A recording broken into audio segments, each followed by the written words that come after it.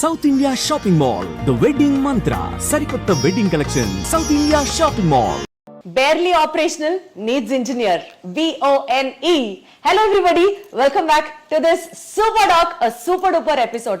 I have with me Bone అన్న వెంటనే మనందరికీ చాలా చాలా చాలా దగ్గర మనిషి మన డాక్టర్ గారు అనుకుంటూ మనం అందరం ముందుకు వెళ్ళే డాక్టర్ గురువారెడ్డి గారు ఉన్నారు మనతో. సార్ నమస్తే. నమస్తే అమ్మా. ఎలా ఉన్నారు సార్? బ్రహ్మాండంగా ఉన్నాను. Wonderful sir, super vibe. Sir the super doctor లో బేసికల్ గా మీ గురించి మాట్లాడడంతో పాటు ఇప్పటి వరకు మీరు చేసిన అన్ని అచీవ్మెంట్స్ షేర్ చేసుకుంటూ ఉంటే ఒక పాయింట్ లో ఒక ఇన్స్పిరేషనల్ స్టోరీగా ఉంటుంది. దాంతో పాటు మీ పర్సనల్ ఇన్సైట్స్ కూడా ఇంకాస్త లోతుగా తెలుసుకునే ప్రయత్నం చేద్దాము అన్న ఒక కాన్సెప్ట్ తోనే ఈ సూపర్ డాక్ సిరీస్ మీతో చేస్తున్నాం sir. To start with, to become an orthopaedic surgeon, what's your inspiration sir? కరెక్ట్గా చెప్పాలంటే ఇన్స్పిరేషన్ ఏం లేదు, డిస్పరేషన్. అంటే రోడ్డు మీద యాక్సిడెంట్స్ ఉంటాయి కాబట్టి ఇండియాలో ప్రాక్టీస్ కొదవలేదు ఎముకలు ఎరగడానికని ఆ ఉద్దేశంతో ఆర్థోపెడిక్ సెలెక్ట్ చేసుకున్నాను నేను. అంతేగాని ఆర్థోపెడిక్స్ ఇన్స్పిరేషన్ వచ్చి ఎవరినో చూసి ఎక్సైట్ అయిపోయి ఎప్పుడు చేయలేదు. అప్పుడు బ్రతుకు తెరువు కోసం ఇది కరెక్ట్ బ్రాంచ్ అనిపించింది, అది చేసుకున్నాను. సార్ ఒకవేళ డాక్టర్ అయ్యి ఉండకపోతే ఏం చేసి ఉంటారు sir? What else career would you choose? Collector కావాలని ఉండేది. Collector? Yeah, I want to become an IAS. But నాకు అన్ఫార్చునేట్గా ప్రాపర్ గైడెన్స్ లేక ఆ డైరెక్షన్లో వెళ్ళలేకపోయాను. లేకపోతే I wanted to be an IAS. రోజు మొత్తంలో సుమారుగా ఎన్ని సర్జరీస్ చేస్తారు సార్? 20-25 సర్జరీస్. సో అన్ని సర్జరీస్ చేసిన తర్వాత టైర్డ్ అయిన తర్వాత what would be your relaxing trend sir? అదే మ్యూజిక్ వినడం, బుక్ చదువుకోవడం, లేకపోతే ఎక్వేరియం ఫిష్ చూడటం. ఫిషెస్ చూస్తే you become happy again sir? Very relax. అదేం థియరీ ఉంది చెప్పండి? ఏం థియరీ ఉంది అంటే ఇన్ బిట్వీన్ ది సర్జరీస్ ఓపీడీలో కూర్చో ప్రతి ఓపీలో నాకు ఎక్వేరియం ఉంటుంది. ఏ హాస్పిటల్లో ఎక్కడ కన్సల్టింగ్ రూమ్ అన్నా ఒక ఎక్వేరియం ఉంటుంది. ఆ ఫిష్ అటు ఇటు పోతూ ఉంటే అటు వెనకాల చూస్తా కూర్చుంటాను నేను. That is the biggest relaxation for me. తర్వాత మ్యూజిక్, రీడింగ్ ఏ బుక్.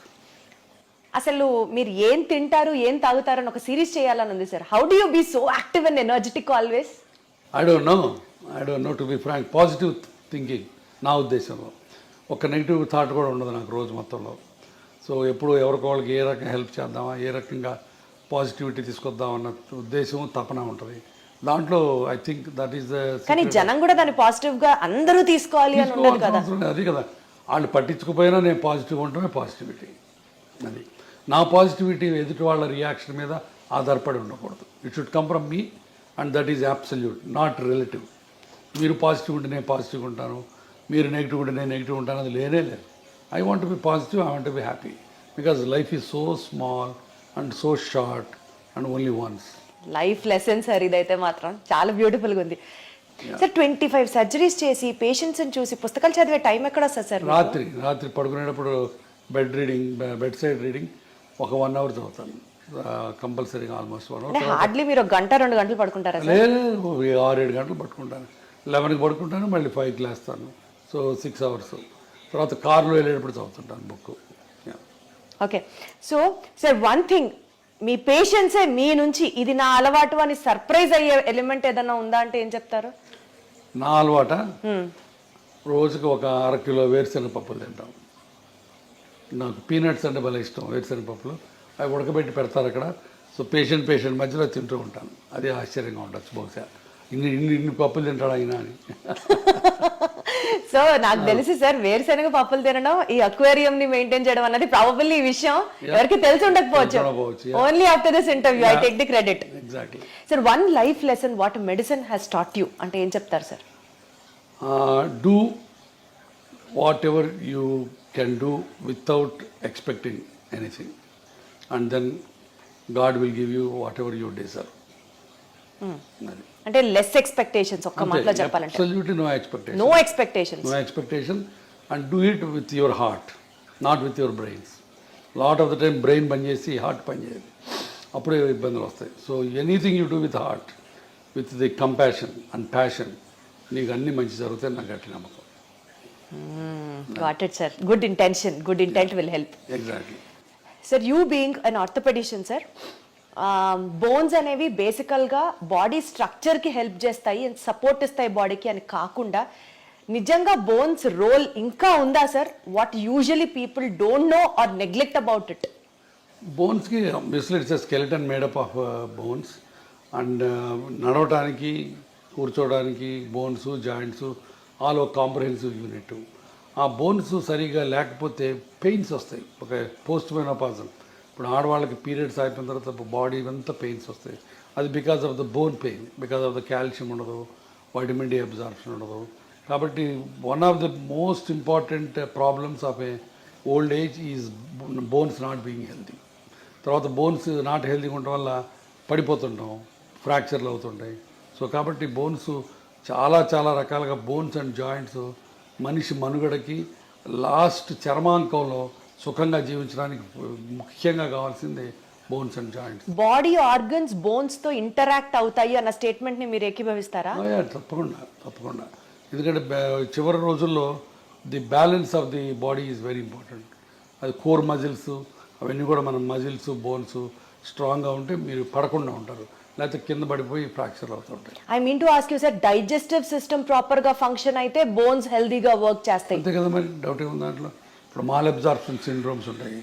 మాల్ సిండ్రోమ్స్లో గట్లోంచి సరైన వైటమిన్స్ సరైన ఎలిమెంట్స్ అబ్జర్వ్ అవ్వవు. వాటిల్లో బోన్స్ ఆస్టియోపోరోటిక్గా ఉంటాయి. కాబట్టి డైజెస్టివ్ సిస్టమ్ బాగుంటే బోన్స్ బాగుంటాయి. కిడ్నీస్ కి బోన్స్ కి లింక్ ఏంటి సార్? కిడ్నీస్ బోన్స్ లింక్స్ అంటే బికాజ్ అగైన్ థైరాయిడ్, పారాథైరాయిడ్, తర్వాత కాల్షియము, పారాథర్మోను, ఆ బ్యాలెన్స్లో ఒక్కోసారి కాల్షియం బోన్లో ఉండకుండా బ్లడ్లోకి వెళ్తుంది. సో ఒక్కొక్కసారి కిడ్నీ స్టోన్స్ అని ఫామ్ అవుతాయి. సో ఇదంతా మల్టిపుల్ హోమియోస్టాసిస్, అంటే కాల్షియం మెటబాలిజం సరిగ్గా లేకపోవటం వల్ల, తర్వాత పారాథర్మోన్స్ ఎక్కువ ఉండటం వల్ల తక్కువ ఉండటం వల్ల ఆ టైప్లో బోన్స్ ఉండాల్సిన ఆస్టియోపోరోసిస్ ఎక్కువైపోయి బోన్స్ ప్రాబ్లమ్స్ వస్తాయి. సో కాల్షియం మెటబాలిజం డిస్టర్బెన్స్ ఉంది ప్రాబ్లం. కిడ్నీలో ఒక కాళ్ళ బోన్స్లో ప్రాబ్లమ్స్ వస్తాయి. బేసికల్గా ఈ calcium metabolism, vitamin D supplements ఏదైతే చెప్తూ ఉంటున్నారో బోన్ హెల్త్కి చాలా ఇంపార్టెంట్ అని, ఏ ఏజ్ నుంచి ఎవ్రీ టైమ్ ఈ సప్లిమెంట్స్ తీసుకుంటూ ఉండాలంటారు sir? Calcium and vitamin D. Age of 16 to 60 easy to remember. 16 ఏళ్ళ నుంచి 60 ఏళ్ళ దాకా ప్రతి ఉమెన్ సప్లిమెంటల్ కాల్షియం తీసుకోవాలి. Vitamin D sir? Vitamin D depends on again, but of course vitamin D ఇప్పుడు ఇండియాలో 80% ఆఫ్ పీపుల్కి deficient, whatever the reasons. ఒక్కోసారి నాకు అనుమానం వస్తుంది, అసలు ఈ ఇండియాలో మెజర్ చేసే కరెక్ట్ ఎక్విప్మెంట్ ఉందా, లేకపోతే ఫాల్టీ ఎక్విప్మెంట్ వచ్చిందా అని అనుమానం ఉంటుంది. ఎందుకంటే everybody will have a vitamin D deficiency. So vitamin D రెగ్యులర్గా తీసుకోవడం కంటే కూడా పీరియడ్ ప్రకారం తీసుకోవాలి, on the prescription of the either endocrinologist or an orthopedic surgeon. Sir, I don't know if it is right or wrong, but lung diseases unte they are more prone to risk of fractures anna mataki relevance unda sir? Lung డిసీజెస్కి bone ఫ్రాక్చర్స్కి నాకు తెలిసి connection ఏం కనపట్లేదు on the face of it. Direct connection అయితే ఏం లేదు lung disease వాటికి. సార్, న్యూరలాజికల్ కండిషన్, స్ట్రెస్ ఎక్కువ ఉన్నప్పుడు does it have an impact on the bone density or the bone strength? న్యూరలాజికల్గా కూడా డైరెక్ట్గా ఉండదు బోన్స్ మీద, బట్ ఒక్కొక్కసారి కొన్ని ప్రాబ్లమ్స్లో పార్కిన్సోనిజము అట్లాంటివి, అట్లంటే where you are not walking too much, you are sitting in a sedentary style, then the bones will lose calcium and osteoporosis వస్తుంది. అచ్చా, so there is an indirect link అనే చెప్పొచ్చు. సో బాడీలో ఇన్ఫ్లమేషన్ ఉన్నప్పుడు sir, ఇప్పుడు non inflammatory diet తినండి అని అందరినీ ప్రమోట్ చేస్తున్నారు భయంకరంగా. Does really inflammation in the body effect the bone health? Not much. Inflammation అనేది ఒక మజిల్స్కి జాయింట్స్కి సంబంధించింది. బోన్ ఇన్ఫ్లమేషన్ అనేది జనరల్గా బోన్ ఇన్ఫ్లమేటెడ్గా ఉండదు, బట్ బోన్స్లో ఒక్కొక్కసారి దేర్ కెన్ బి డిఫరెంట్ పెరియాస్టియటిస్ అని, ఆస్టియంకిను పెరియాస్టియం అని ఒక లేయర్ ఉంటుంది, దానికి బోన్కి మధ్య ఉన్న స్వెల్లింగ్స్ ఒక్కోసారి ఎక్కువ అవ్వచ్చు. అట్లాంటి వాటిని పెరియాస్టియటిస్ అంటారు. బాగా షిన్ పెయిన్స్ ఉంటాయి, అట్లాంటివి రావచ్చు. అది కూడా calcium vitamin D metabolism disturbance వల్ల రావచ్చు. సో అంటే ఆ న్యూరలాజికల్ ఇంపాక్ట్ ఉన్నట్టా లేనట్టా sir? How do we conclude it? డైరెక్ట్గా న్యూరలాజికల్కి బోన్స్కి కనెక్షన్ ఉండదు. అంటే స్ట్రెస్ ఉంటే బోన్ పెయిన్ ఎక్కువ అవుతుంది. స్ట్రెస్ ఉంటే అన్ని బాడీలో అన్ని పెయిన్స్ ఎక్కువ అవుతాయి. అర్థమైందా? మస్క్యులర్ పెయిన్ ఎక్కువ అవుతుంది, తలనొప్పి వస్తుంది, మైగ్రేన్స్ వస్తాయి, నెక్ పెయిన్ వస్తుంది. అందుకని డైరెక్ట్గా బోన్ మీద, బోన్ మెటబాలిజం మీద డైరెక్ట్ రిలేషన్స్ ఏం లేవు. బట్ ఇండైరెక్ట్గా ఇప్పుడు న్యూరలాజికల్ ప్రాబ్లం వచ్చింది, స్ట్రోక్ వచ్చింది, patient is SIT confined to the bed, అప్పుడు బోన్స్లోంచి ఆస్టియోపోరోసిస్ స్టార్ట్ అవుతుంది. Got it sir. సార్, మీరు కొన్ని లక్షల మంది పేషెంట్స్ని చూసుంటారు over your experience. Basic points patients overlook అయిపోయేది లైఫ్ స్టైల్లో, డెస్పైట్ ఆఫ్ మీరు చాలా వీడియోస్ కూడా చేశారు, సిట్టింగ్ పోస్టర్ దగ్గర నుంచి you have to walk this way, you have to SIT this way అని చాలా చెప్తూనే ఉంటారు. Despite of all your me guidance కాకుండా కూడా పేషెంట్స్ వాళ్ళ లైఫ్ స్టైల్లో ఓవర్లుక్ చేసే పాయింట్స్ ఏంటి సార్? మెయిన్ పోస్చర్, మనం ఇందాక అనుకున్న పోస్చరు. మరి నేను చెప్పినట్టు ఇలా స్ట్రైట్గా కూర్చోరు, ఎప్పుడు అందరూ ఇలా వంగి కూర్చుంటారు, వంగి నడుస్తారు. సో పోస్చర్ ఒకటి మెయిన్, బాగా అందరూ నెగ్లెక్ట్ చేసేది posture. Number 2, lack of exercises. అసలు ఎక్సర్సైజులు, చిన్న ఎక్సర్సైజెస్ కూడా చేయకుండా సెడెంటరీ లైఫ్ స్టైల్లో కూర్చుంటారు. అది number 2. Number 3, abuse of the joints. ఇప్పుడు కింద కూర్చొని ఇండియన్ టాయిలెట్ లేకపోతే కింద బాచపట్టేసి కూర్చుంటే మోకాళ్ళ మీద లోడ్ పడుతుంది, అది మంచిది కాదు. సో అది తెలియదు చాలామందికి. అట్లానే నడుముకి ముందుకు వంకి కూర్చుంటే నడుము మీద పాడైపోద్ది, అట్లానే మెడ ముందుకు వెళ్తే మెడ పాడైపోద్ది. సో ఇవన్నీ కూడా తెలియక చాలామంది they keep on repeating the mistakes in the daily activities. Sir 10,000 steps నడిస్తే you will be healthy all over అన్నది జనరల్గా చెప్పిన మాట. బట్ హై ఇంటెన్సిటీ ఎక్సర్సైజెస్ చేస్తే మోకాళ్ళు అరిగిపోతాయి, 10,000 అడుగులేస్తే మోకాళ్ళు అరిగిపోతాయి, ఎక్కువ వెయిట్స్ ఎత్తితే స్ట్రెంథనింగ్ ఎక్సర్సైజెస్ చేస్తే మోకాళ్ళు అరిగిపోతాయి. వీటిలో ఏది కరెక్ట్ సార్? చెయ్యాలని కొందరు, చేయకూడదని కొందరు, కరెక్ట్ చెప్పండి సార్. మోకాళ్ళు అరగడానికి మెయిన్ కారణం number 1 age, number 2 weight, number 3 high impact activities, 3. Number 4 accidents. సరే యాక్సిడెంట్ గురించి మనం మాట్లాడుకోవట్లేదు, ఆ ఏజ్ అది తప్పనిసరి. మనం ఏజ్ అవుతుంటే బోన్స్ జాయింట్స్ అరుగుతూ ఉంటాయి. Number 2 weight is the directly proportional or directly damaging to the bone joint health. So అది మన చేతిలో ఉంది. సో కాబట్టి మీరు ఎంత బరువు తగ్గితే మోకాళ్ళకి అంత మంచి పని చేసినట్టు. Number 3 point is abuse of the joints. Abuse అంటే ఫర్ ఎగ్జాంపుల్ మీరు ఇండియన్ టాయిలెట్లో కూర్చోారనుకోండి, లేకపోతే నెలకు ఒకసారి తిరుపతి కొండ ఎక్కి దిగారనుకోండి, రోజుకి 200 సార్లు మెట్లు ఎక్కి దిగారనుకోండి, మీ మోకాళ్ళ మీద 4 రెట్లు బరువు పోతుంది. అది బయోమెకానికల్లీ ప్రూవెన్. సో దాంతో మీరు మోకాళ్ళని తొందరగా అరగొట్టుకుంటారు. చాలామంది మా తాతలు మెట్లు ఎక్కేవాళ్ళు, మా తాతలు కింద కూర్చునేవాళ్ళు, వాళ్ళకి లేని ప్రాబ్లం నాకెందుకు వస్తుంది అని చెప్పి నమ్మరు. బట్ తాతలు వేరు, మనం వేరు. వాళ్ళ దేహదారుఢ్యం వేరు, వాళ్ళ బాడీ కాంపోజిషన్ వేరు, వాళ్ళ లైఫ్ స్టైల్ వేరు, వాళ్ళ ఫుడ్ డైటరీ హ్యాబిట్స్ వేరు, మనవి వేరు. మనం డెఫినెట్గా ఇండియన్ టాయిలెట్లో కూర్చున్న, మెట్లెక్కి దిగిన 4 రెట్ల బరువు మోకాళ్ళ నుంచి పోద్ది. That is a proven biomechanical thing. So కాబట్టి అది చేయకూడదు. సో అది చాలా చాలా జాగ్రత్తగా చాలా మెట్లు ఎక్కి దిగకుండా ఎవరికి అసలు ఇంపాసిబుల్ కాబట్టి వీలున్నంత వరకు, ఇంపాసిబుల్ అంటే వీలున్నంత వరకు. సో అది ఎక్కి దిగాలని రూల్ ఏం లేదు. చాలామందికి ఎక్కి దిగితే మంచిది, హెల్త్ మంచిది అంటారు. సో కొంతమంది అసలు లిఫ్ట్ ప్రిఫర్ చేయరు. My doctor advisor me to use only lifts, నేను I don't use the lifts అని చాలామంది అంటారు. That is a wrong concept. ఎందుకంటే ఇప్పుడు కార్డియాలజిస్ట్కి మాకు ఇప్పుడు తగదాలు. కార్డియాలజిస్ట్ ఏమో నడవమంటాడు, మెట్లు ఎక్కమంటాడు, లిఫ్ట్ ఎక్కద్దు అంటాడు. నేనేమో లిఫ్ట్ వాడద్దు, మెట్లు వాడద్దు, లిఫ్ట్ వాడమంటాను. కారణం ఏంటంటే మెట్లు ఎక్కి దిగితే గుండెకి మంచిది, లంగ్స్కి మంచిది, బట్ మోకాళ్ళకి బ్యాడ్ అయిపోద్ది. సో అన్ని బాడీలో అన్ని ఆర్గన్స్కి కాపాడి స్టిల్ ఎక్సర్సైజ్ ఇచ్చేది 2 బ్రిస్క్ వాకింగ్ అండ్ సైక్లింగ్ ఒకటి. ఈ రెండు మీకు బాగా ఉపయోగపడతాయి. సో అది చేసుకుంటే చాలు. ఇప్పుడు ప్రతిరోజు మెట్లెక్కి దిగాలని రూల్ లేనే లేదు. సార్ కొన్నిసార్లు మీ ఫ్యామిలీ గురించి, మీ పర్సనల్ స్పేస్ గురించి మీరు మాట్లాడినప్పుడు చాలా కంపాషనేట్గా మాట్లాడుతున్నట్లు అనిపిస్తుంది. ఈ field especially in the terms of medical field, hospitals, costly hospitals, rich is everything, కంపాషనేట్గా అనిపిస్తుందా సార్, లేకపోతే కమర్షియలైజ్ అయింది కల్చరు అన్న ఫీలింగ్ మీకు ఎప్పుడైనా వచ్చిందా? కంపాషన్ అనేది గుండెలోంచి రావాలి, కమర్షియల్ అనేది బ్రెయిన్లోంచి. ఇందాక మనం అనుకున్నట్టు ఇది కమర్షియల్ వరల్డే, but still you can be kind, you can be compassionate. That's what it is. ఇప్పుడు మా హాస్పిటల్ ఉంది, మేమే చారిటీ కాదు. We have to run the hospital, we have to earn for the stakeholders, but at the same time we don't need to flee the patient దోచుకోవాల్సిన పని లేదు, and వాడి రక్తం పీల్చాల్సిన పని లేదు. మేమే కాదు, 90% of the doctors don't do that. But ఆ దురదృష్టవశాత్తు thanks to media, thanks to the people, మేమందరం దొంగలవి, మేమందరం రాబందులవి, మేమందరం బందిపోట్ల కింద చిత్రీకరించబడుతున్నాం. The unfortunate thing they. కాబట్టి కంపాషన్ బేసిక్గా లేకపోతే you are not fit to be a doctor. So compassion తోటే అందరూ ప్రాక్టీస్ చేస్తాం, బట్ ఒక్కోసారి బయటికి కమర్షియల్ ఎలిమెంట్సే బయటకు వస్తాయి.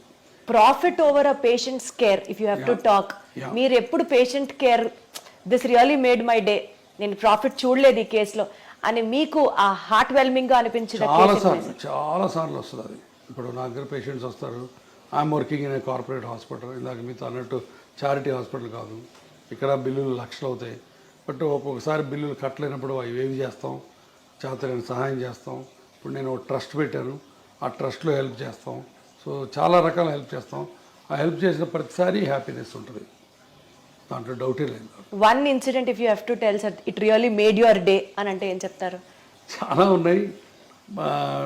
లాస్ట్ వీక్ ఇట్ సెల్ఫ్ ఒక కలీగ్ ఆర్థోపెడిక్ సర్జను, బట్ చాలా రోజుల నుంచి ఆయన ప్రాక్టీస్ చేయట్లేదు, బెడ్ మీద కదలట్లేదు, ఆయన పడి ఫ్రాక్చర్ అయ్యి వచ్చాడు.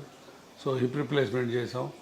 అయిన తర్వాత కూడా ఆయన 10 రోజులు హాస్పిటల్లో ఉన్నాడు, బట్ నడవలేదు, ఈ రిఫ్యూజ్ టు వాక్. బిల్లు చాలా అయింది, మళ్ళీ కట్టుకోలేమన్నారు. దాన్ని మరి 70% బిల్ తగ్గించి ఇంటికి పంపించాను. ఆ ఇంటికి పోయే ముందు ఆయన నాతో వీడియో కాల్లో ఆయన కళ్ళల్లో కృతజ్ఞత, ఆయన ఆవిడ కళ్ళల్లో కృతజ్ఞత నాకు evident, and that made my day. Wonderful sir, super super sir. ఇప్పుడు సోషల్ మీడియా ట్రెండ్ అనుకోవచ్చు, maybe because of the awareness for the people అనుకోవచ్చు, ప్రతి ఒక్కళ్ళకి మెడికల్ నాలెడ్జ్ తెలుస్తోంది and they started questioning the doctors as well. మీరు appreciate చేస్తారా యాక్ట్ని, or do get bored or you know విసుగొస్తుందా? విసుగు రాదు, 70% దాకా టాలరేట్ చేస్తారు, బట్ ఒక్కోసారి వాళ్ళు గీత దాడతారు. గీత దాటి ఏం జరిగింది సార్ అలాంటి సంఘటన ఒకటి చెప్పండి. ఏం లేదు, ఫర్ ఎగ్జాంపుల్ నిన్న మోకాళ్ళ ఆపరేషన్కి ఒక ఆయన వచ్చాడు, ఆయన ఏదో ప్రొఫెసర్ ఎక్కడో, కొంత నాలెడ్జ్ ఉంది. సో క్వశ్చన్స్ అడుగుతున్నాడు, నేను చాలా ఓపిక్గా 20 నిమిషాలు ఆన్సర్లు ఇచ్చాను. మళ్ళీ 21 తర్వాత మళ్ళీ మొదలుపెట్టాడు. నాకు కొంచెం కోపం వచ్చింది. మిగతా పేషెంట్లు వెయిట్ చేస్తారు. నేను చెప్పాను, ప్రొఫెసర్ గారు మీరు ఇందాక అడిగిన వాటన్నిటి సమాధానాలు చెప్పాను, మళ్ళీ అదే క్వశ్చన్స్ అడుగుతున్నారు, సేమ్ సమాధానాలు చెప్తారు, కొత్త సమాధానాలు ఉండవు. మీరు అనుకున్నట్టు సమాధానం రావాలంటే రాదు, సమాధానం ఒకటే ఉంటుంది, మీరు అనుకున్నట్టు రాదు అని చెప్పాను. అంటే తిట్టినట్టు చెప్పలేదు, బట్ కొంచెం వాయిస్ పెంచి చెప్పాను. ఆయన అర్థం చేసుకున్నాడు, డాక్టర్ గారికి కోపం వచ్చినట్టుందని మెదకుండా వెళ్ళిపోయాడు. బట్ చాలా తక్కువ అలాంటి ఇన్సిడెంట్స్. సార్ బేసికల్గా మీరు అన్ని ఇయర్స్ మెడిసిన్ చేసి అంతమందితో యూనో చూసి పేషెంట్స్ని చూసి ఒక డెసిషన్ తీసుకుంటారు సార్, మెడికల్ డెసిషన్. అన్ఫార్చునేట్లీ అది మీడియా వల్ల కానీ పబ్లిక్ వల్ల కానీ మిస్అండర్స్టాండ్ అయిన సిచ్యువేషన్స్ ఉన్నాయా? ఉన్నాయండి. ఇప్పుడు నేను ఒకసారి అంతకుముందు కూడా చెప్పాను, ఒక పేషెంట్కి కాలు ఇరిగి వేరే హాస్పిటల్లో ట్రీట్మెంట్ చేసుకుంటే ఆ కాలు అంతా డెడ్ అయిపోయినట్టు అయిపోయింది, వుడెన్ ఇండ్యూరేటెడ్గా అయిపోయింది. దాన్ని మనం కంపార్ట్మెంట్ సిండ్రోమ్ అంటాం. అతను నా దగ్గరకు వచ్చాడు, కాలు తీసేయమంటున్నారు సార్ మిగతా వాళ్ళు, మీరేంటని. నేను కాలు తీయక్కర్లేదు అని చెప్పి 3 నెలల పాటు లిటరల్గా సాకాను ఆ కుర్రాడిని. సాకడం అంటే ఏదో కుర్రాడు తమ్ముడిని కొడుకుని చూసుకున్నట్టు చూసుకొని అతనికి హైపర్ బ్యారిక్ ఆక్సిజన్ కావాలంటే ఇక్కడ, లేకపోతే వేరే ఇంకొక మిలిటరీ హాస్పిటల్కి పంపించి అన్ని రకాలుగా చేశాను. బట్ చివరికి అతను వెళ్ళి 3 టీవీ స్టేషన్స్లో ఇంటర్వ్యూలు సంపాదించి కూర్చొని గురువారెడ్డి మంచోడు కాదు, నా కాల్ని పాడు చేశాడు అని చెప్పాడు. So 3 interviews. బట్ ఆ రోజు చాలా చాలా బాధేసింది. బట్ ఆ రోజు ఒక రకంగా నాకు లిబరేట్ కూడా అయిపోయానండి. ఇంత కష్టపడి ఇతనికి చేసాం, ఇతను ఇలా చేశాడు, అయినా సరే మన పని మనం చేయాలి. ఈ ప్రెస్ గురించి, ఈ టీవీల గురించి, వాటి గురించి భయపడకూడదు.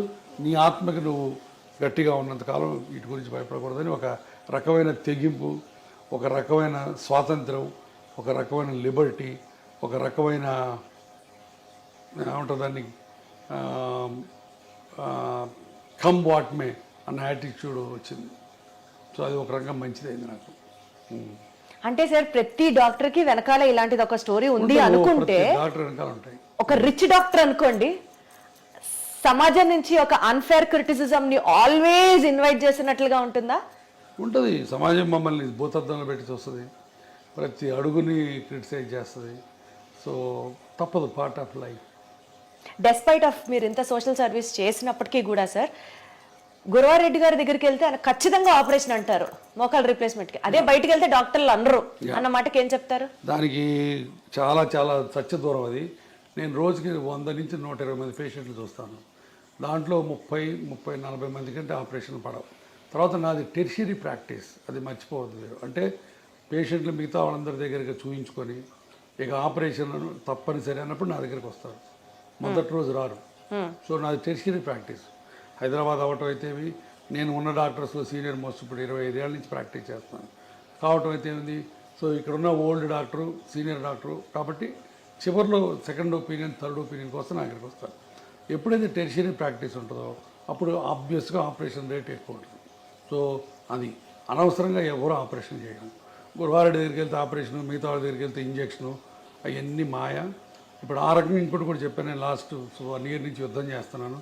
ఇంజక్షన్లు పనికిరాని ఇంజక్షన్లు చేసి పేషెంట్లు మాయ చేసే డాక్టర్లు. సార్ ఈ ప్రస్తావన తీసుకొచ్చారు కాబట్టి ఇంకొక పర్సనల్ కామెంట్ కూడా ఉంది సార్. మీరు అగేన్స్ట్ పిఆర్పి ఫర్ ఆర్థరైటిస్ అని చెప్తున్నారు. Exactly against PRP for arthritis. కానీ గురువారెడ్డి గారి హాస్పిటల్లో పిఆర్పి ఇంజెక్షన్లు 7,000 నుంచి 8,000 రూపాయలు ఉండే ఇంజెక్షన్ 17,000 రూపాయలు ఆయన ఎందుకు ఛార్జ్ చేస్తున్నారు? పిఆర్పి ఇంజెక్షన్ కూడా నా హాస్పిటల్లో చేయలేదు ఫర్ ఆర్థరైటిస్. ఎవరైనా వచ్చి ప్రూవ్ చేయమని చెప్తాను. పిఆర్పి ఫర్ స్పోర్ట్స్ ఇంజురీస్కి ఎంత సోపతిస్ అని చెప్పాను ఇందాక. టెండాన్ ఇంజురీస్కి, ఇక్కడ టెన్నిస్ ఎల్బోస్కి ఇస్తే ఇవ్వచ్చు. నేను ఇవ్వను. నా దగ్గర 36 మంది పనిచేస్తారు టీం. స్పోర్ట్స్ మెడిసిన్ వాళ్ళు ఇస్తే ఇవ్వచ్చు. బట్ ఆర్థరైటిస్కి, నీ జాయింట్లో మా దగ్గర పిఆర్పి అనేది ప్రసక్తే రాదు. ఎవరైనా వచ్చి ప్రూవ్ చేయమని చెప్పాను. అర్థమైందా? 3 ఇప్పుడు స్టెమ్ సెల్స్ అని ఇచ్చి 2,80,000 తీసుకునేది మా దగ్గర జరగదు. నేను అగైనెస్ట్ ఏంటంటే PRP in arthritis. Orthopaedic surgeons చాలామంది పిఆర్పీలు టెన్నిస్ ఎల్బోస్కి, యాంకిల్ ఇంజురీస్కి, హీల్ పెయిన్స్కి ఇస్తారు. నాకు ఏ రకమైన అభ్యంతరం లేదు. నాకు దాని మీద నేను ఇవ్వను, నేను వాటిని అన్నాను. అది దాని మీద నాకేం లేదు. ఎందుకంటే పీపుల్ అన్ని చోట్ల ఇస్తారు, కొన్ని చోట్ల మంచి రిజల్ట్స్ ఉన్నాయి. దానికి నేను PRP for other conditions work అయినప్పుడు why not for the knee sir? ఆర్థరైటిస్కి లేదు role. That's what I'm saying. There is no evidence at all. Arthritis is a global phenomena. అంటే మొత్తం కార్టిలేజ్ అంతా పాడైపోయింది.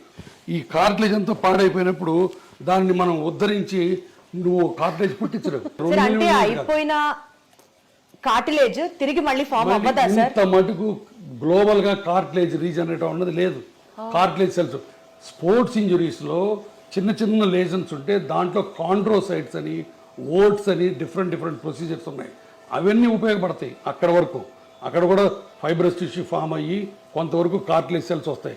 బట్ కార్టిలేజ్ రీజనరేట్ అయ్యి arthritis, మోకాళ్ళ నొప్పుల ఆర్థరైటిస్ బాగుపడి మళ్ళీ బ్రహ్మాండంగా నార్మల్ కార్టిలేజ్ వచ్చింది. అల్ట్రాసౌండ్లో చూపిస్తాడు ఈయన, ఈ డాక్టర్ గారు, బౌన్సర్ డాక్టర్ గారు. అల్ట్రాసౌండ్ తీసేదిగో నీకు మళ్ళీ కార్టిగ్రామ్ అని ఒకటి చూపిస్తాడు. ఇవన్నీ మాయ, భయంకరమైన మాయ. కానీ ఆయన చేసేది మాయే. కానీ చాలా మంది ఆర్థోపెడిషియన్స్ కూడా ఈ కార్టిలేజ్ గ్రో అవుతుంది అని మందులు ఇస్తున్నారు కదా. కార్టిలేజ్ గ్రోత్ కి స్పోర్ట్స్ ఇంజరీస్ లో గ్రోత్ అయ్యే టెక్నిక్స్ వేరు. వీటిని మిక్స్ చేయొద్దు.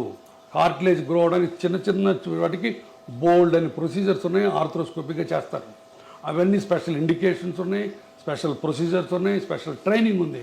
నువ్వు ఎనస్థీషియా వాడి వచ్చి నువ్వు డి జాయింట్ హీరోని అని చెప్పి ఎక్కడ ఉందో అక్కడ ఇంజక్షన్ చేస్తే పోద్దని, ఇక్కడి నుంచి ఇక్కడ తీస్తే నీ రీప్లేస్మెంట్ అని, ఇంత ల్యాక్ ఆఫ్ నాలెడ్జ్ ఉన్న డాక్టర్ దగ్గరికి 1000 మంది వెళ్ళి బాధపడుతుంటే ఏం చేయాలా?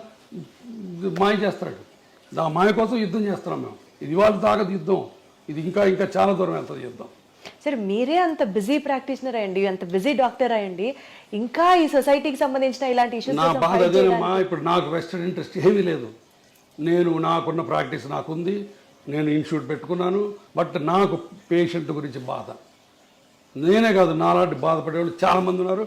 మేము అందరం కలిసి ఇప్పుడు దానికి అగైనెస్ట్ ఫైట్ చేస్తున్నాం. సార్, బేసికలీ మీ ఫ్యామిలీ ఏమంటారు సార్? ఇవన్నీ మనకి ఎందుకు అవసరమా? మనం ఎంత సంపాదించాం, ఎంత సెటిల్ అయ్యాం, పిల్లలు బాగున్నారు. వాళ్ళు ఏమన్నారు, ఇది నా ప్రొఫెషను, ఇది నా ప్రిన్సిపల్స్, ఇది నా ప్యాషను, ఇది నా కమిట్మెంట్ టు ది పేషెంట్స్. ఎవరేమైనా అనుకోండి, నాకు నమ్మకం ఉంది అంతే. అద్భుతం sir, commitment to the patients అన్నారు చూడండి సార్. అంతేనమ్మా. మీరు అన్నట్టు నాకేమీ రాదు దీంట్లో వచ్చి, ఇంకా 4 రాళ్ళు పడతాయి. But I'm ready. మీరు అన్నట్టు ఎంత బిజీ అయినా సరే నేను దీన్ని పెట్టుకొని నేను ఎన్ని గంటలు దీని మీద కూర్చుంటున్నాను నేను. ఎందుకంటే ఐ వాంట్ టు ఈ దోపిడీ కార్యక్రమం ఆగిపోవాలి. తర్వాత ఇంకోటి, ఇది పెయిన్ క్లినిక్స్ మీద కాదు, అది కూడా చెప్తున్నా. పెయిన్ క్లినిక్స్, పెయిన్ స్పెషలిస్టు కొన్ని 100 ఏళ్ల నుంచి ఉన్నారు. మంచి పనులు చేస్తున్నారు. వాళ్ళందరూ ఇప్పుడు spine, cancer pain, chronic pains మీద మేమందరం వాళ్ళకి రిఫర్ చేస్తాం పేషెంట్ని, పెయిన్ క్లినిక్ వాళ్ళకి. అబ్సల్యూట్లీ సార్, నాకు అర్థమవుతుంది సార్. పెయిన్ అన్నారు కాబట్టి కొంచెం పిఆర్పి నుంచి పక్కకి వెళ్తే ఫిజియోథెరపీ చేసుకోవడం వల్ల early stages maybe around 18 years or 20 years నుంచి ఫిజియోథెరపీ ఎక్సర్సైజ్ స్టార్ట్ చేస్తే బోన్ జాయింట్స్ హెల్దీగా ఉంటాయి, బోన్ జాయింట్ ప్రాబ్లమ్స్ ని మనం నివారించవచ్చు అన్న మాటకి. నివారించవచ్చు అన్న మాట తప్పు, స్లో చేయొచ్చు, ఎక్స్టెండ్ చేయొచ్చు. ఉన్న వాటి అన్నిటిలో ఫిజియోథెరపీ మజిల్స్ బోన్స్ని హెల్దీగా ఉంచుకోవటం తప్ప ఇంకా వేరే ఏమీ లేదు. నేను 2 పాయింట్లు చెప్తాను, గుర్తుపెట్టుకోండి, హైలైట్ చేయండి. ఇది మోకాళ్ళు మొదటి నుంచి ఫస్ట్ స్టేజ్ నుంచి ఆపరేషన్ అక్కర్లేదు, లాస్ట్ స్టేజ్లో ఆపరేషన్ అవసరం. ఈ ఫస్ట్ స్టేజ్ నుంచి treatment simple medicines. Simple medicines అంటే ఏంటి? ఎప్పుడన్నా నొప్పుంటే సింపుల్ పారాసిటమాల్ ట్యాబ్లెట్, లోపల కార్టిలేజ్ నరిష్మెంట్కి, అంటే ఉన్న కార్టిలేజ్ బలాన్ని కాపాడటానికి, కొత్త కార్టిలేజ్ అనడం కాదు. అగైన్ అక్కడ మాయ, నీవు కొత్త గుజ్జు పుట్టించే ఇంజక్షన్ చేస్తూ ఉంటావు. తప్పు. కొత్త గుజ్జు పుట్టించే ఇంజక్షన్లు ఇంతపాటు ప్రపంచంలో ఎక్కడా లేవు. పుట్టదు. ఉన్న గుజ్జు బలాన్ని కాపాడే ఉన్నాయి, దాన్ని కాండ్రో ప్రొటెక్టివ్స్ అంటారు. ఓకే. ఆ ట్యాబ్లెట్స్, బోన్స్కి ప్రొటెక్ట్ చేసే కాల్షియం ట్యాబ్లెట్లు, మజిల్స్ని ఎక్సర్సైజ్ చేయాలి. ఇప్పుడు for example quadriceps muscle exercise చేసామనుకో, మోకాల మీద ఉన్న లోడ్ని అది కొంత తీసుకుంటుంది, అందుకని మీకు ఎక్సర్సైజ్ బాగా ఉపయోగపడుతుంది. అట్లానే జాయింట్ని అబ్యూజ్ చేయకుండా, చెప్పాను కదా, ఇండియన్ టాయిలెట్స్ వాడకుండా అట్లా చేసుకోవటం తప్ప ఇంకోటి లేదు. నేను పేషెంట్కి 2 సెంటెన్స్ చెప్తాను. అమ్మ, నేను ఇచ్చిన మందులు, ఎక్సర్సైజులు పని చేసిన నాళ్ళు ఆపరేషన్ అక్కర్లేదు. ఈ మందులు ఎక్సర్సైజులు పని చేయకపోతే ఆపరేషన్ తప్ప ఇంకొకటి లేదు. మీరు చేయించుకుంటారు లేదు అనవసరం, బట్ డాక్టర్గా నీ ధర్మం ఏంటి చెప్పాలి. మీరు రీజన్ చెప్పాలి. నువ్వు హిపోక్రటిస్ ఓత్ తీసుకున్నావమ్మా సార్. అద్భుతం సార్, అద్భుతం. గురించి ఈ రోజులో ఎవరు మాట్లాడుతున్నారు సార్? లక్షలు సంపాదించి ఎట్లా నిద్రపోతావు? నువ్వు పేషెంట్ల రక్తం తాగుతున్నావు, నువ్వు అంతమించి ఇంకేం లేదు నీకు. సో ఈ హిప్ ఇంప్లాంట్స్ అండ్ నీ ఇంప్లాంట్స్ గురించి సార్, రేటుకి తగ్గట్టుగా ఆపరేషన్ చర్య ఉంటుందా సార్? ఇప్పుడు దాంట్లో రకరకాలు ఉంటాయి. ఇప్పుడు ఇదిగో, ఇది ceramic, stainless steel, cobalt chromes ఉంటాయి. సో ఇట్లా ఇటుపక్క క్రాస్ లింక్డ్ పాలిఎథిలీన్ ఉంటుంది. హిప్ జాయింట్లో కనీసం 10 వెరైటీస్ ఉంటాయి. ఇప్పుడు సెరామిక్ ఉందనుకో, స్టెయిన్లెస్ స్టీల్ కంటే కనీసం 2 రెట్లు ఎక్కువ కాస్ట్. ఇదే సెరామిక్ ఇటు 2 పక్కలు వేసామనుకో 3 రెట్లు కాస్ట్. ఇటుపక్క ఓన్లీ ప్లాస్టిక్ వేసామనుకో రేట్ తగ్గుతుంది. సిమెంట్ లేకుండా వేసామనుకో రేట్ ఎక్కువ, అది లోపల హైడ్రాక్సీ అపటైట్ కోటింగ్ ఉంటుంది. అదే సిమెంట్తో వేసామనుకో రేట్ తక్కువ. సో ఇట్లా డిఫరెంట్ కాంబినేషన్స్ ఉన్నాయి, పెరుగుతాయి. ఇప్పుడు చీరల్లో పట్టు చీరలు ఉంటాయి, సిల్క్ చీరలు ఉంటాయి, ధర్మవరం చీరలు ఉంటాయి, చీరల్లో హ్యాండ్ ఎంబ్రాయిడరీ ఉంటుంది. ఒక్కొక్క చీర ఒక్కొక్క కాస్ట్, అవునా కదా? జరీ ఉంటుంది, జరీ ఉంటే కాస్ట్ ఎక్కువ. ఇది అంతే, ఒక 20 వెరైటీస్ ఆఫ్ జాయింట్లు ఉన్నాయి. ఇక్కడికి వచ్చిన తర్వాత ఆ జాయింట్ని బట్టి ₹1,00,000 నుంచి 5,00,000 రూపాయల దాకా ఉంది హిప్ ప్రైస్. ₹1,00,000కి ఇండియన్ ఇంప్లాంట్ సిమెంట్తో వేసుకోవచ్చు, బట్ అది యంగ్ పేషెంట్కి వేయడానికి లేదు. యంగ్ పేషెంట్ 25 ఏళ్ళు కోవిడ్ బారిన పడి ఎవాస్కులర్ నెక్రోసిస్ వచ్చిన అతనికి ₹1,00,000 వేస్తే తొందరగా పాడైపోద్ది. అతనికి అన్సిమెంటెడ్ హిప్ వేయాలా, సెరామిక్ హిప్ వేయాలి. So that's all. ఇప్పుడు దాంట్లో రోబోటిక్ టెక్నాలజీ వచ్చింది. రోబోటిక్ టెక్నాలజీ చేస్తే కొన్ని అడ్వాంటేజెస్ ఉన్నాయి, దానికి ఎక్కువ అవుతుంది. సో ఇవి థింగ్స్. సార్, రోబోటిక్ సర్జరీస్ గురించి మాట్లాడితే sir, your hospital is ranked among the top most robotic surgeries perform చేసే హాస్పిటల్. అది definitely first of all congratulation sir. కాకపోతే రోబోటిక్ సర్జరీస్ అన్నవి are affordable to everybody is one not at all. Robotics ప్రతి వాళ్ళు చేయించుకోవాలని రూలే లేదు. Robotics చేయాలి, అది చేయకపోతే నీ బతుకు దుర్భరం అన్నమాట, అంతకంటే లేదు. ఎప్పుడు చేస్తారు సార్ రోబోటిక్స్? రోబోటిక్స్ వల్ల 2-3 అడ్వాంటేజెస్ ఉన్నాయి, మార్జినల్ అడ్వాంటేజెస్. అది పేషెంట్కి ఎక్స్ప్లెయిన్ చేస్తాం. కొంత ప్రెసిషన్ ఉంటుంది, కొంత post operative pain, immediate post operative pain కొంత తక్కువ ఉంటుంది. ఓన్లీ ఫస్ట్ 2-3 days, తర్వాత మళ్ళీ సేమ్ ఉంటుంది. ఆ ఫస్ట్ 2 days ఎందుకు ఉంటుంది అంటే సాఫ్ట్ టిష్యూ డిసెక్షన్ తక్కువ ఉంటుంది. తర్వాత ఇప్పుడు అలైన్మెంట్స్ అని డిఫరెంట్ అలైన్మెంట్స్ వచ్చినాయి మోకాళ్ళ ఆపరేషన్లో. ఆ డిఫరెంట్ అలైన్మెంట్ చేయాలంటే రోబోటిక్స్ ద్వారా చేయొచ్చు. ఇవన్నీ కూడా వెరీ సైంటిఫిక్.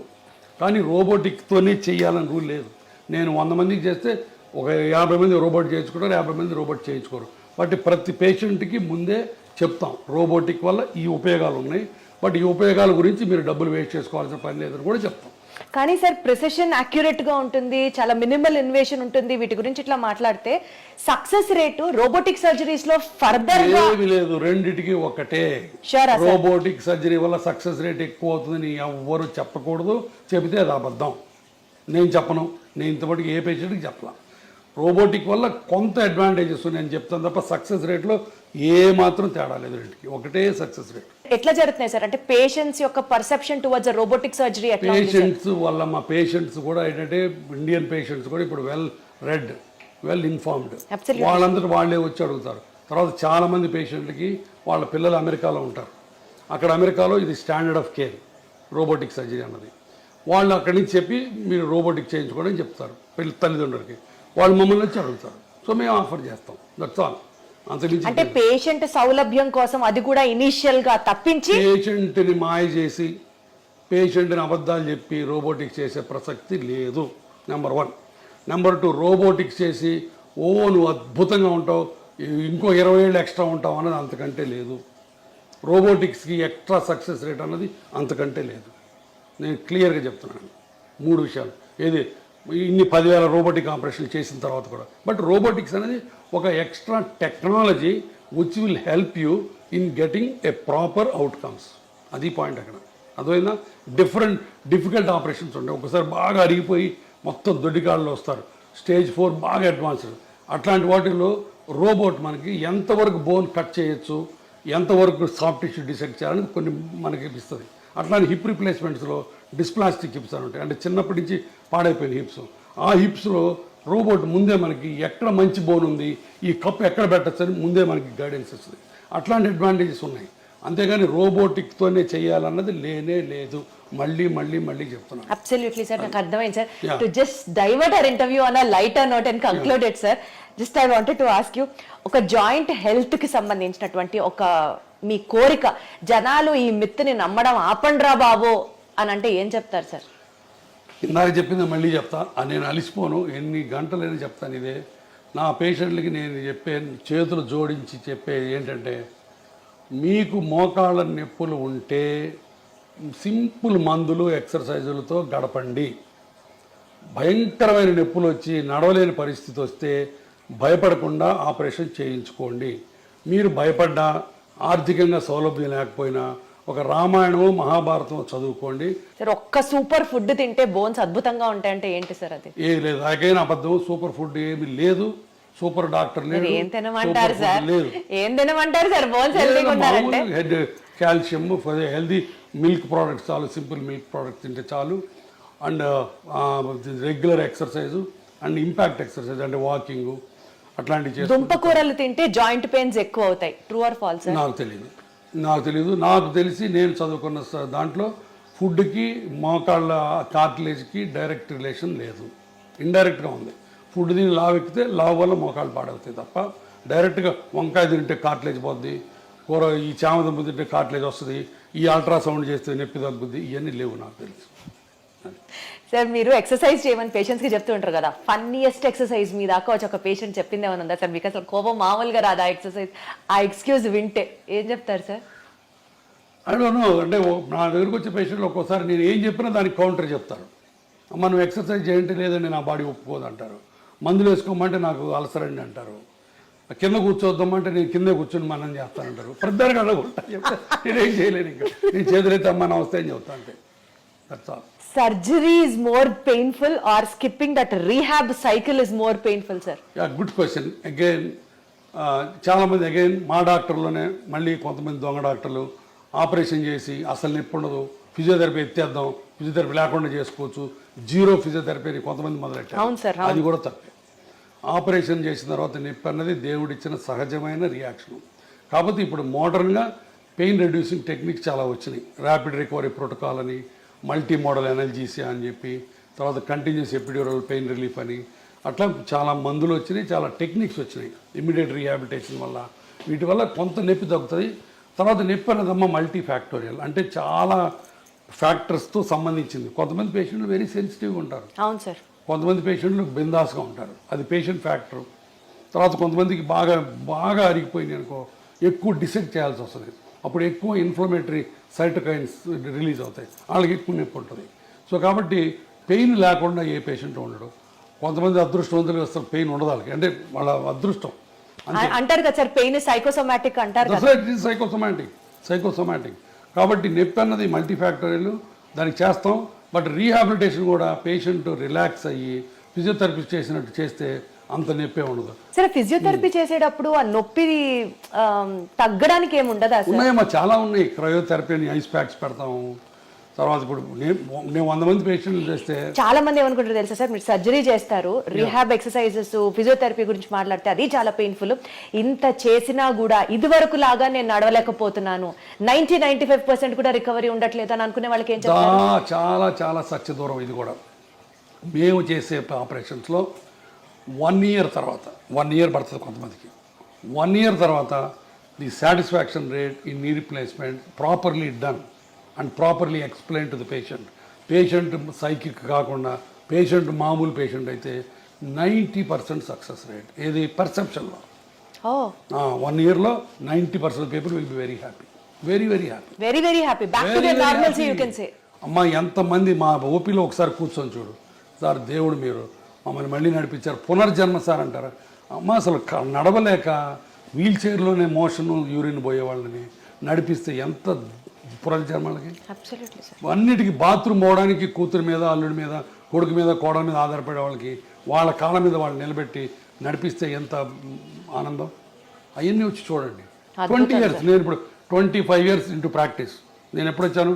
1999లో వచ్చా హైదరాబాద్. ఇప్పుడు 25 ఏళ్ళు, బహుశా మోర్ దాన్ 70,000-80,000 పేషెంట్గా ఆపరేట్ చేశాను నేను. 25 ఏళ్ల కింద చేసిన పేషెంట్లు ఇంకా తిరుగుతున్నారు హ్యాపీగా. So that is the beauty of the knee replacement surgery. అది నేను క్యాన్వాస్ చేయక్కర్లా, all over the world millions of people get benefit. Sir, ఇప్పుడు నీ రీప్లేస్మెంట్ సర్జరీలోనే latest advancement which really excites you so much ఏమైనా ఉందా sir? Robotic technology, that is the only latest advance. ఇప్పుడు దీంట్లో బోల్డ్ అనే కొత్త మెటీరియల్స్ వస్తున్నాయి. ఇప్పుడు ఈ కోబాల్ట్, క్రోమ్, టైటానియం కాకుండా ఇంకా కొత్త మెటీరియల్, పీక్ మెటీరియల్ అని కొన్ని వెరీ లైట్ మెటీరియల్స్ వస్తున్నాయి. అంటే మేబీ ఒక foreign body inside the body ఉన్నట్లుగా కూడా తెలియదు అన్న అలాంటివి కూడా ఉండకుండా వస్తాయి. ఇప్పుడు హిప్ రీప్లేస్మెంట్, నీ రీప్లేస్మెంట్, ఈ రెండు ప్రపంచ మానవాళికి దేవుడు ఇచ్చిన 2 సూపర్ గిఫ్ట్స్. అరగటం ఆయన ఇచ్చిందే శాపం, బట్ దానికి ఆన్సర్లు కూడా ఆయనే ఇచ్చాడు. ఫర్గాటన్ జాయింట్స్ వీటిని అంత century operation of the century decade అంటారు దీన్ని. అలాంటి ఆపరేషన్లు 2 కొన్ని వేల లక్షల కోట్ల మంది ఇది చేసుకుంటున్నారు. సార్, ఫైనల్ అన్న కంక్లూజన్ నోట్ సార్, ఏం చెప్తారు సార్ ఆడియన్స్ కి ఫ్రమ్ యువర్ ఎండ్? లైఫ్ చాలా సింపుల్, కాంప్లికేట్ చేసుకోవద్దు. మీరు పేషెంట్లుగా ఎంతో కన్ఫ్యూజన్లో బతుకుతున్నారు నాకు తెలుసు.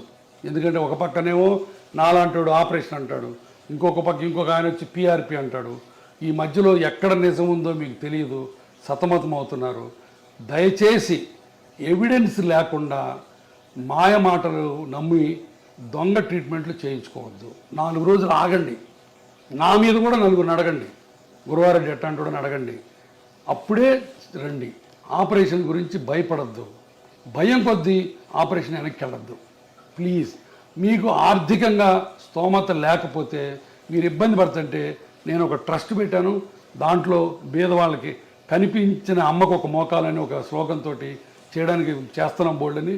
మీరు మోకాళ్ళు ఆపరేషన్ చేయించుకోవడానికి ఆర్థిక స్తోమత లేకపోతే మా ట్రస్ట్ దగ్గరికి రండి, నాకు చేతన సహాయం నేను చేసి పెడతాను. కానీ దొంగ మాటలు నమ్మి ఈ ఇంజక్షన్లు మట్టుకు చేయించుకోవద్దు మోకాళ్ళ నొప్పులకు. మిగతా దానికి ఇంజక్షన్లు మీరు చేయించుకుంటారో లేదో నాకు అనవసరం, నాకు తెలియదు.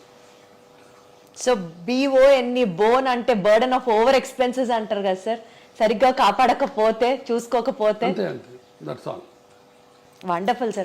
So good talking to you. Thank you so much. Okay. Thank you.